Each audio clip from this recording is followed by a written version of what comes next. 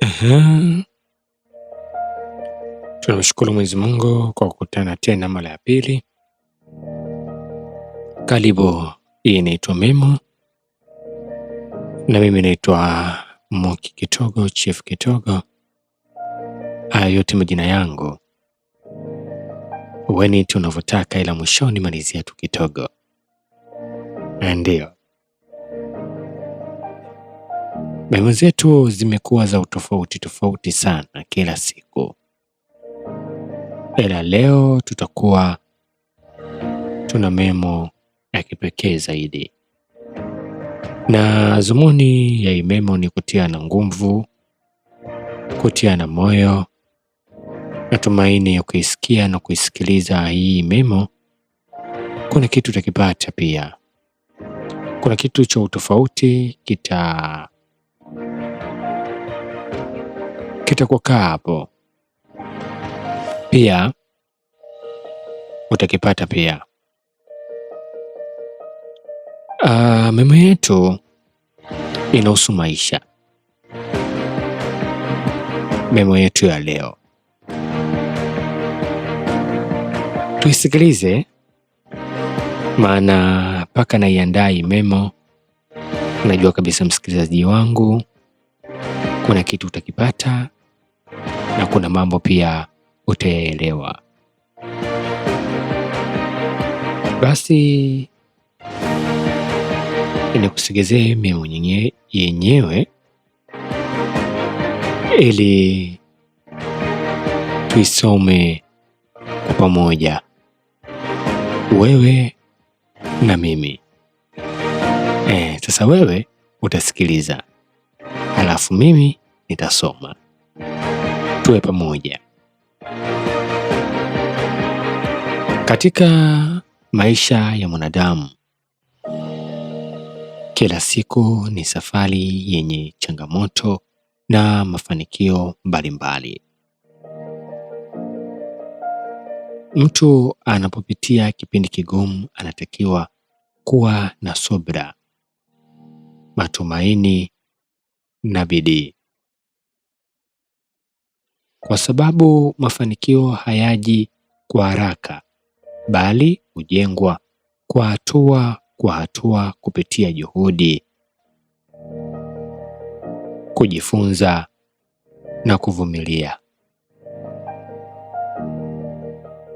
Watu wengi wanaweza kukata tamaa wanapokutana na vikwazo, lakini wanaendelea kusimama na kupambana, mara nyingi hufika malengo yao.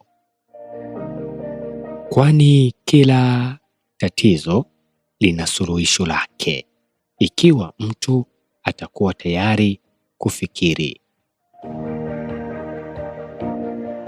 kutafuta msaada na kutumia muda wake vizuri.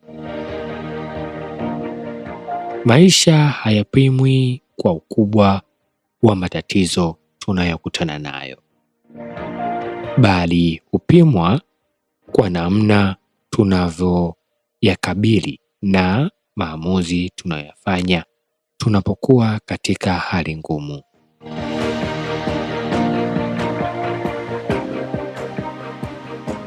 Kwa hiyo, kila mmoja anatakiwa kuamini uwezo wake na kuheshimu wengine na kutumia kila nafasi inayojitokeza ili kujenga maisha bora ya baadaye.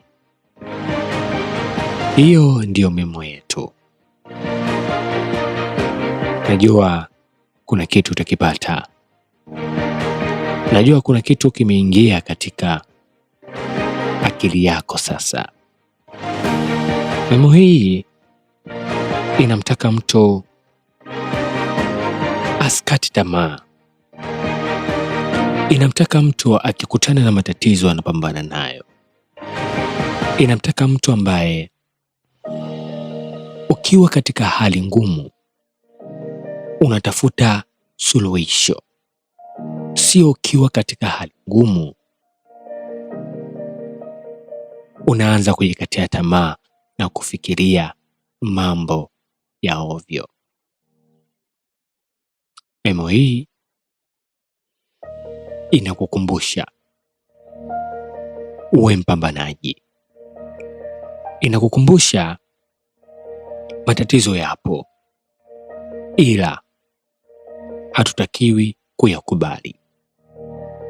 Tunabidi tubadilishe maisha yetu, kwa sababu hakuna mtu mwingine ambaye ataweza kuja kati yetu kuyabadili maisha yetu. Hakuna. Na ikitokea umekutana na changamoto au upo kwenye changamoto mbalimbali, mshirikishe Mungu wako. Ongea naye, mbembeleze, mweleze. Sema, Mungu wangu, kikomo changu cha kufikiri kimefika hapa. Kikomo changu cha kufikiria kimefika hapa. Nashindwa kufikiri kupata jibu. Mungu wangu nisaidie. Nipe njia. Nipe majibu wa mtihani ambao umenipa. Nioneshe njia. Mimi mja wako nimeshindwa. Ongea naye. Usikubali kushindwa tu, kwa sababu maisha ambayo unayoishi ni ya kwako wewe. Hakuna mwingine. Maisha ambayo wewe leo hii upo nayo, hayo ni yako wewe. Tunasema kwamba hakuna mtu mwingine atakayekuja kukaa katika maisha yako. Hakuna. Kama ikitokea kuna mtu mwingine atakaa katika nafasi yako ambayo wewe upo, hiyo unayoishi, basi inawezekana ikawa bahati kwako. Ila mimi naamini maisha yetu sisi ndio tunaamua iwe vipi. Sisi ndio tunachora. Yani sisi ndio tunachora kipi kiwe, kipi kisiwe. Sisi. Sasa kama utakubali kuchora mchoro wa ajabu, ni wewe.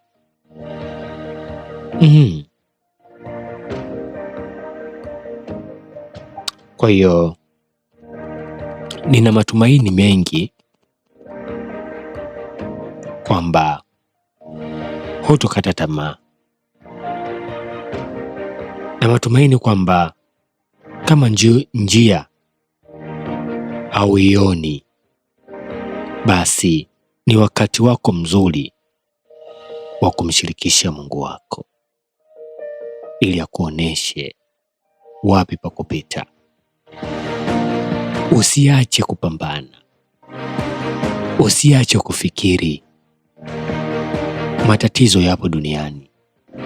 Hapa dunia tunaoishi mimi na wewe ni dunia ambayo ni ya mateso, changamoto, shida. Ndio maisha ambayo tunayaishi. Si maisha ya kupumzika. Na si hapa tu, hata huku tunapokwenda. Hatujaumbwa kupumzika. Tumeumbwa kupambana.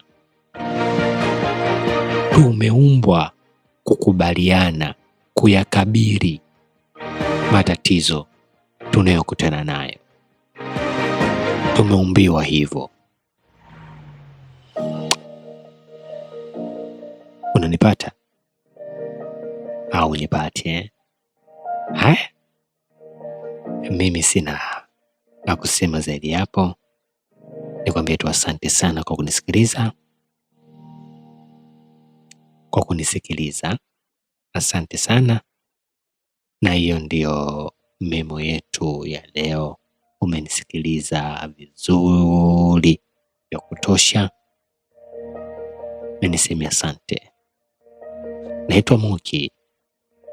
Naitwa Chief Kitogo. Niite vyovyote unavyotaka, ila mwishoni malizia Kitogo. Asante.